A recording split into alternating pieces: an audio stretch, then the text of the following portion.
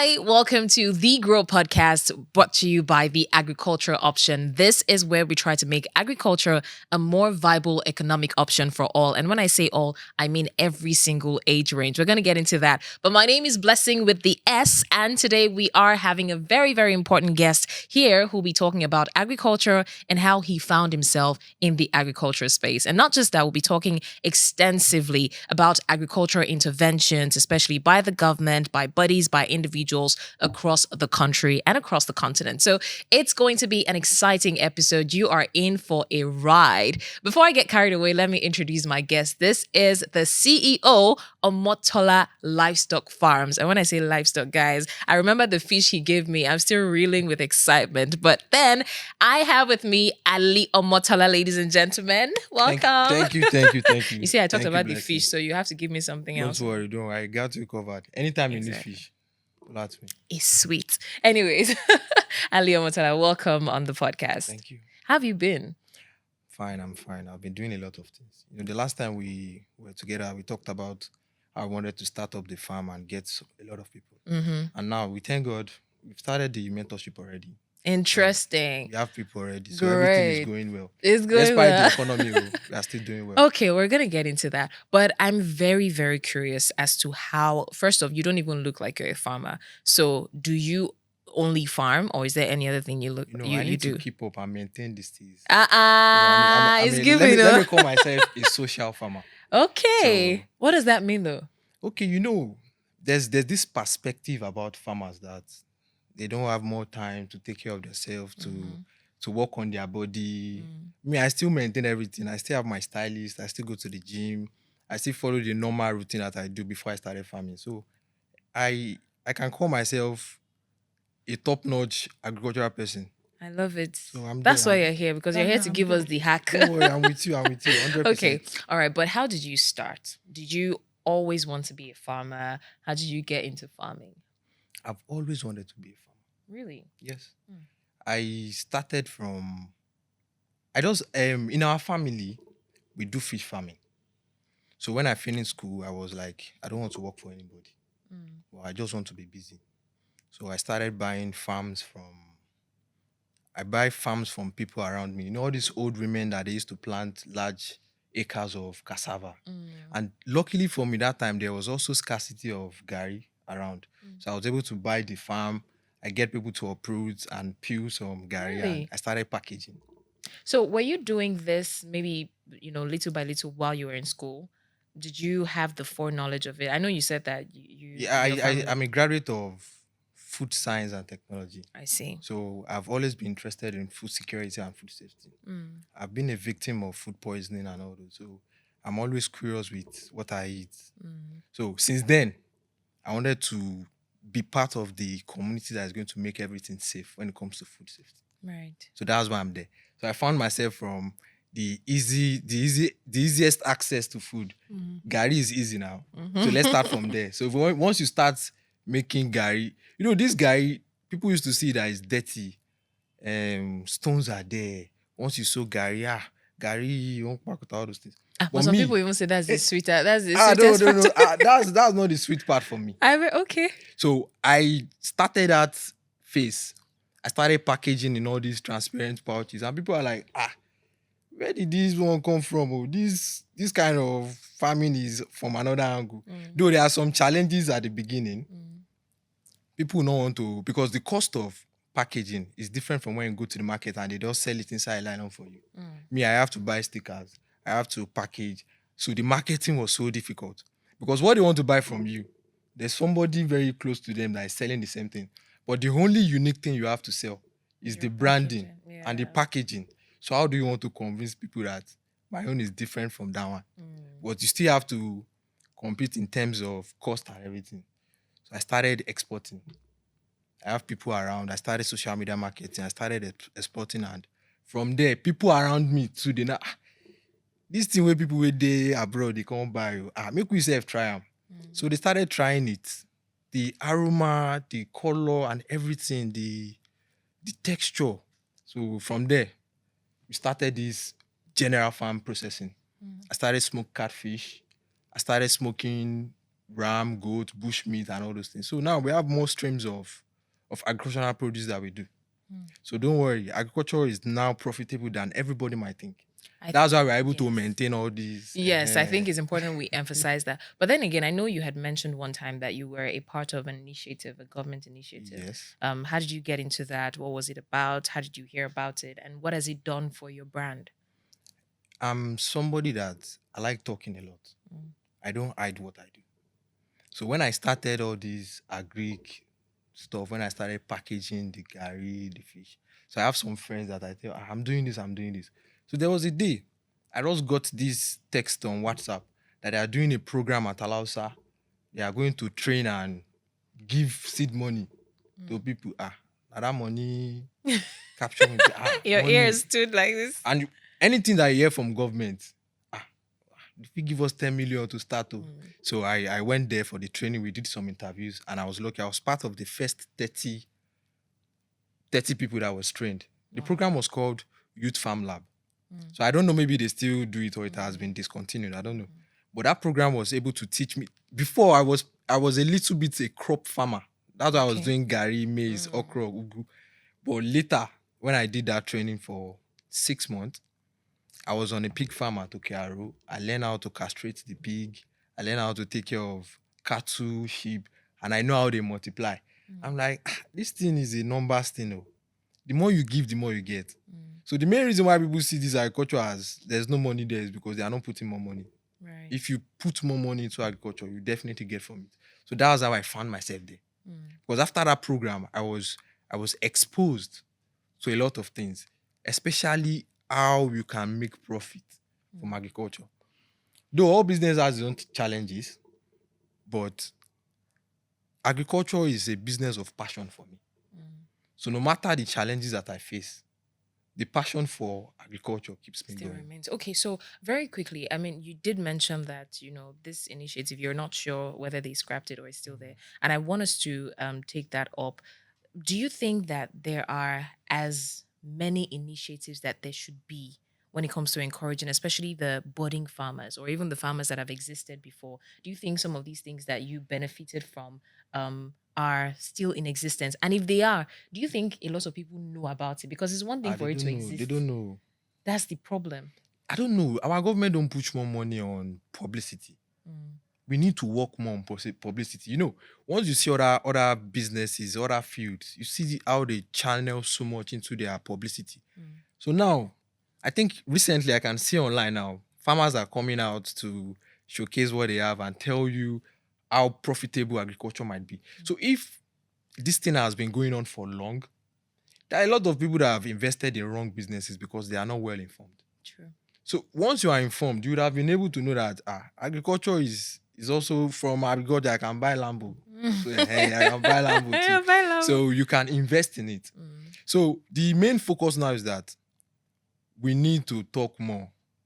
We are not advertising all these things. Even when I was doing that program, they were not selling. We don't have pictures, clips. We used to have these farm sessions, some things that we do on farms. Those should be what you sell out to the community that they can watch and they can be interested. From there, we can even get investors. Because once you see that the youth are busy, people are doing something. There are some people that have resources to empower people. But once they don't have the right information, they don't know where to put the money now. So you need to tell me, there are these guys who they are doing this, doing this, doing this. If they see more money, they can be more productive. So, but aside information, because I know that that's one major hindrance for especially the younger generation, the youths. I'm focusing on the younger people because I know that there's a particular stereotype that the young people have about farming. We talked about it before the show. Many people believe that farmers are 50-year-old men especially, who have highest the primary school certificate and who cannot get a job. So there's that stereotype that before it was maybe the older people that would put that stereotype, but now younger people believe that farming is not, there's no steez in it. It's not demure. So aside the information, what other hindrances do you think people have? What other stereotype do you think people have that makes them uninterested in agriculture? We don't want to try new things.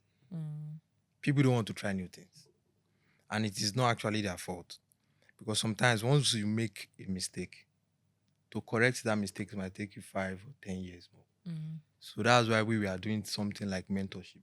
So once you have enough people like me in agriculture and they are talking about it, see, the way you are looking at me, I don't like stress. But once you are in a business, I want to survive in that business. The first thing you look for is how can I make this business comfortable for me? Mm. And how can you do that? Get more hands, get more people to work for you. So if you pay people, people do your job well. But it's for you to get the money first. Now, It's before for you to start get the paying. money first. And no, it's for you to get the money first. That's why it is not always about the money sometimes. So, do you think that that is a problem with the younger generation of these days, that get rich quick mentality? Yeah, so I Because can't lie because to I you. can categorically tell you that many youths, some of them don't want to get their hands dirty. And I'm going to ask you that is it compulsory for your hands to be soiled with sand if you're an agriculturist? That's one. Then two, a lot of people believe that it takes time. That's if at all agriculture will produce anything for them, it takes time for them to make profit from it. So these two things, is it compulsory for you to be in the farm and actively cultivate by yourself? Yes, because any business you want to go into, you need to have a practical knowledge. So you don't really need to get your hand dirty. You have people that are working for you. So you are just like a supervisor to just be sure that they are doing what they are being paid for. On my farm now, few minutes before I got here, I was able to check from my camera. Maybe they have picked the eggs, have they feed those fish and everything. So those are some measures that I put in place. So I don't need to get my hand dirty and stressed. I can be somewhere else while work are going on the farm. And two, sorry, your second question was? So basically, is it compulsory to get their hands dirty? And then secondly, it takes time to get the profit. Agriculture is in stages. When we come to crop, it takes time. After 3 months, you harvest, then you start again. Livestock, it takes time. After 6 months, you continue making money forever. In the case, let me use example like eggs. You get birds from a day old, you rear them until they are like 6 months. And from 6 months, they start laying. They can lay as more as 12 months. So you start picking eggs for like 12 months. All your money that you've used from the beginning, you will make it within that 12 months. And you also have money for expansion. Okay. So people need to know the aspect that they want to, that you can dwell in, where you can flourish in. You know your strengths, you know your weakness. So just look for where you can perform well and go there. Okay, so I want us to come back to government interventions. Now, in this part of the world, especially considering what the economy is saying now, the economy is taking a turn on every single sector. Yeah. And then you hear the government decrying brain drain, for example, medical brain drain. Every day we're hearing that the government is crying that doctors are jackbuying, the same thing for education. We're hearing that teachers are running out because they're not getting paid well. But we hardly hear anything about agriculturists not making enough or leaving Nigeria. So it almost feels like that sector is not prioritized enough in Nigeria. Do you share the same opinion? Do you think that we don't I prioritize share the agriculture? same opinion because we are not in the land of surplus yet, but we are doing well. We shouldn't be my own idea. There are some products that we shouldn't export yet. Yes. Okay. Once you are starving, you cannot tell me that you don't have enough food to eat and you are now selling to another person.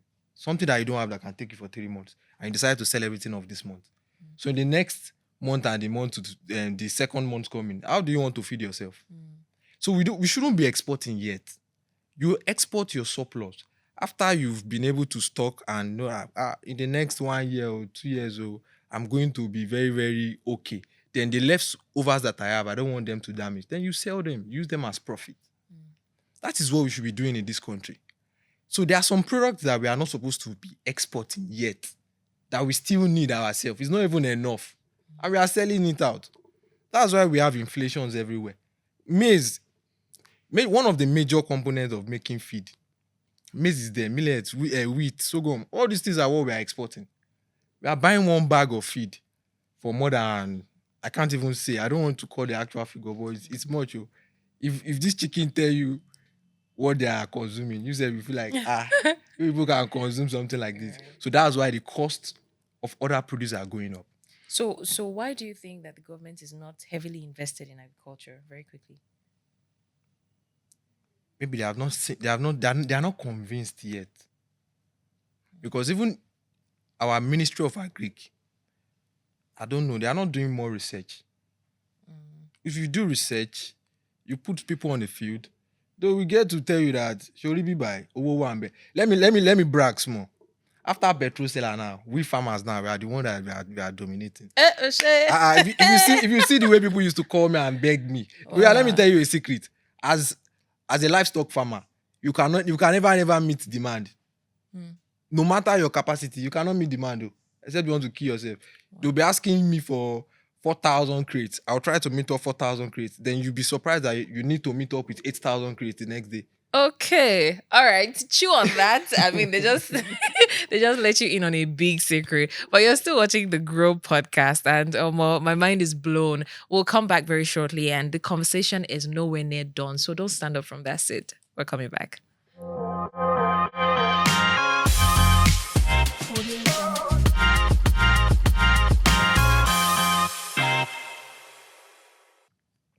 Welcome back. This is the Grow Podcast brought to you by the Agricultural Option. Before we went on the break, we were having so much insightful conversations that Ali Omotola is making me rethink my career path. But we'll leave that conversation for another time. I still have my guest, amazing Ali Omotola, the CEO of Omotola Livestock Farm. And he was bragging before we went on break. But while we were on break, you said something, and I want to bring that back because, it's said that wherever you want to thrive, you have to be able to provide a solution there. And you said the best time or the best way to enter a business is to find a place where there's crisis there. So yes. I want you to pick up on that. Considering the economy now, I know that this has taken a toll on a lot of farmers, right? So how have you been able to push through? How have you been able to stay resilient and even, make profit to the point that you're bragging to us? In business now, you need to look for a way to minimize spending. And increase profit. And me, now abstract farming, they do. I'm doing both fish, ram, cattle, and poultry. So I was able to do some research, and I found out that the feces of these birds that you people consider as waste is actually food for the fish. Oh. So now, instead of you looking for more money to feed fish, why don't you look for a structure? Though it might now take like an extra month, instead of them to grow in 3 months, it might just now be 4 months. But you have been able to save yourself a lot of money of buying bags of feed. Because while you are feeding them, some droppings come out of the feed. They feed on it. And I did that research for just 2 months. And I discovered that the weight gain is almost equivalent to buying feed. Wow. So now tell me, I don't need to buy feed for fish again. So I just use that money to get more birds. So I think what's working for you in your business is that you're always finding a way to find the ease in the business. And you mentioned that you need to be comfortable in anywhere you find that. You found the hack. Hey, just look for the hack. Just have it at the left hand. So once you are going through some things, just look at your hand. Okay, it's still there. This is the next step. Okay, but Omotola, tell me. I know that it cannot all be rosy, right? There are people no matter how much you're making or how successful you are, there must be challenges here and there. So what are some of the major challenges that have made you think, who sent me this work? Some challenges. Somebody saw me last week and said, you're now looking like you're no more looking like a struggling farmer. One of it is transportation. Because once you are setting up a farm, you need to stay away from where people are staying. And most times now, the road construction doesn't get to those undeveloped areas. So now, when I want to go to the farm, the stress of transportation to get to that place is taking it was very heavy on me then, on my health, on everything. And some natural disaster, because our land space that we use are always swampy area because of the kind of farming we practice. Fish is there, access to water. Because to dig bore and buy fuel of 1,000 something per liter to be pumping the bowl is so high. So now you need to look for a ready source of water. So it's the swampy area. So we used to have issues of a natural challenges like once it rains, the rise in sea level. So once it rises in sea level, we that we are closer to the swamp, the water will come back. Sometimes it carries our fish away if it is not well packaged, well covered. So some challenges like that before we're able to get solutions. I know all solutions is always sometimes monetary aspect. Where can we get funds? Getting loan. Loan now is I got a loan. I finished paying shower. I'm now independent. But that loan was at 50%. Okay. It's at 50%. You pay back. I have to pay back 50% interest. Wow. So how can you create more products with that kind of interest? And this is where the government should. This is where the government should come in. So those are the challenges. Like me now, I have land mass. I have a big land space. I can do 20,000 beds comfortably, but there's no fund. So I'm just taking it step by step. When I make profit. I know that there are possible investors. What do you think they're scared of? I know for a fact, if I want to invest in your business now, one of my major fears would be the climate change crisis. Yes. You just talked about, the water level, the sea level, and also, do you think that the investors are scared of that? What do you think are the major? There's always a way around it. If you have a better business model and you're able to present and sell to investors, if you can identify the crisis, the problems, then you can know how to work on the solutions. Like now, few weeks back now, we have majority of farmers are having issues with production because the heat was too much. So we have drop in production.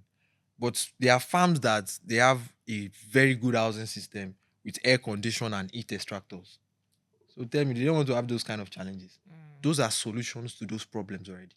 So there are researches. People are actually doing researches. The government need to come in to fund it. Once the government itself funds some projects, some agricultural projects, investors will now have the confidence to also do the same. Let's go with this refinery now. After Dangote did his own, we can now see that other people are talking about the Port Harcourt refinery. So people are now coming up to do something. So if the government can do 100,000 capacity bed somewhere, investors will just come and say, if the government is investing in this, we can do this now. And that will boost the And sector. that will boost the sector. So I'm very concerned, and I want you to weigh in about on this situation, the issue of insecurity. Now, a lot of people think that it's not because it's more to one region. I'm talking about the north, right? That it doesn't concern the country, but it's a nationwide problem because we see that. I mean, luckily, people like you are here. You still face your own challenges, but the Northerners are not just battling the climate change crisis and all; they're battling insecurity. We are battling insecurity. You get so, yeah, we are. So, but I think my major concern is, what is the future of agriculture if we cannot nip insecurity in the bud? Because it's only a matter of time before this spreads. Hopefully, it doesn't. It's don't let us go there because it's going to be very, very sad if you don't tackle insecurity at this point in time. Even we in the West here, we also have insecurity issues because just like I said, my farm space is very close to a swamp area. So there's a small river that connects to a larger ocean. So people can be kidnapped, taken through that stream, and they are gone. Yeah. So people will be scared of walking on the farm once they know they are not safe. Food production will reduce Drastically. and that's what is happening now. So now, if you don't have access to materials, then that's how you see those that have the materials at hand, they'll have to add more money because they don't know where they'll get another one once they sell this off. True. So the crisis is very deep. We need to work now. Not even they need to work now. Like if they can hear this podcast, no. They should just start like Just now. start immediately. Insecurity is a key thing in agriculture. It is. All right. So I would like you to do something for me, right? So I need you to look into the camera. If there's anything you have to say to a young person who is considering agriculture or someone who just got into agriculture and is very clueless, I want you to give them advice, and then we'll come back and talk about mentorship. Let's go. If you are somewhere now and you are watching me now, don't worry. Invest in agriculture. Invest now. The cost of investing in poultry last year was like around 10%. And now it is almost like double, 60% increase. So anything you want to do now, start it now. No matter how big or how small, now is the best time to do it, because we need you to save agriculture. We need more people to come in to save agriculture. Irrespective of the field that you are in, come, we need you here. Come and join us. You will not regret it. You will not, because if you save agriculture will save you too. You save you too. Okay, but very quickly, I want us to talk about your mentorship. Right? You said that you're a mentor. What motivated you to consider mentorship, and how is that going for you? If I'm benefiting from something, I'm not selfish. I want you to come and taste. No gatekeeping here. You come and taste what I'm doing. So I have benefited from the government. Sure, I will not be selfish if I'm not giving to the community. So that's my own responsibility. Your own way of giving back. Giving back to the community. I help them. So once you are interested in agriculture, what I used to tell you is, come to my farm. Come and learn. Even if you have money, come to my farm. Come and learn for like 3 months. You see the challenges, you see the problems, you see the solutions. So from there, there's nothing that you can be scared of. And I used to give people free hand, even in the accounting, the streams of inflow, how we get money, the running cost, the possibility of losses and gains. I expose them to it. So at that point in time, I know you'll be made up. You'll be sure of what you want to do. So now, I'm mentoring. I have 6 people I'm mentoring now. 2 of them are now convinced. Plus me, make it 7. Oh, yeah, nah, I'm with you anytime.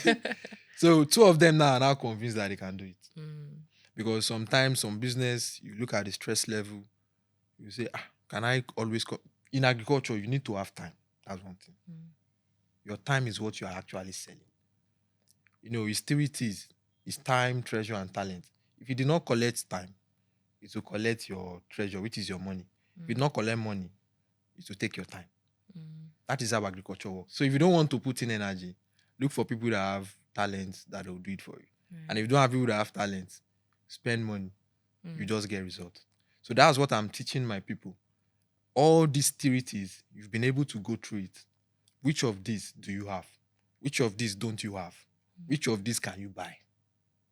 So once you identify all those things, you are ready for the market. There's nothing that is stopping you. So I want to be in a space in the next 5 years, and I can be around business owners in the country, and I can see young people, Forbes can come tomorrow and say, okay, under 35 CEOs in agriculture, and I can see like people, young people in agriculture occupying it. So that is my dream, that's my goal. So I'm always bringing people together. Even when I see, if you don't have passion in agriculture, and I just found out that, okay, you are in a field, you are not well discovered, and I can see through you that if you are here, you will do more. I will just call you. If you are here, you will do more. Come and join us. And a lot of people have benefited from me through this mentorship.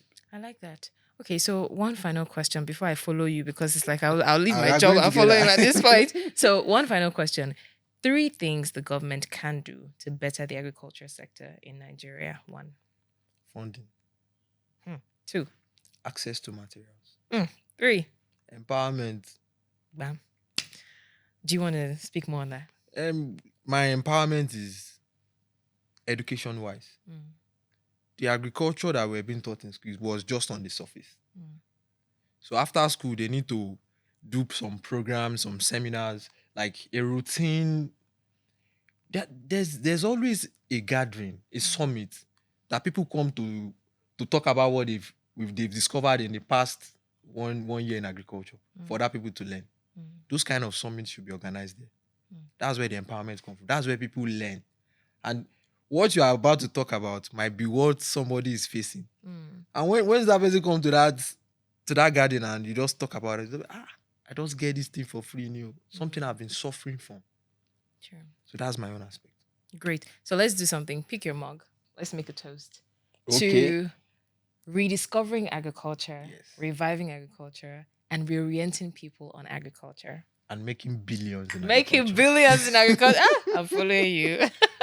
All right, well, you've heard it. I mean, I am going to rethink my life when I leave here, but I'm sure that you've learned a lot from it. For those who are considering agriculture, for those who did not consider agriculture before now, and even if you're interested in learning more about agriculture, you don't have to do it now, but don't worry, a trial will convince you. Thank you so much for joining us on The Grow Podcast, brought to you by The Agriculture Option. I'm very sure that you've learned something. Join us on our subsequent episode as we bring you more, what I say, gem information like this on agriculture, because you need to know it. You need to revive agriculture because it's going to help you. He said something that if you revive agriculture will revive It will you or revive you something. later. Exactly. So it's going to be beneficial, not just for you, but for the country at large. My name is Blessing with the S. It's been such an interesting episode with my amazing guest, Ali Omotola, the CEO Omotola Livestock Farm. It's not easy. Save agriculture so that agriculture can We'll save later. you. Bam.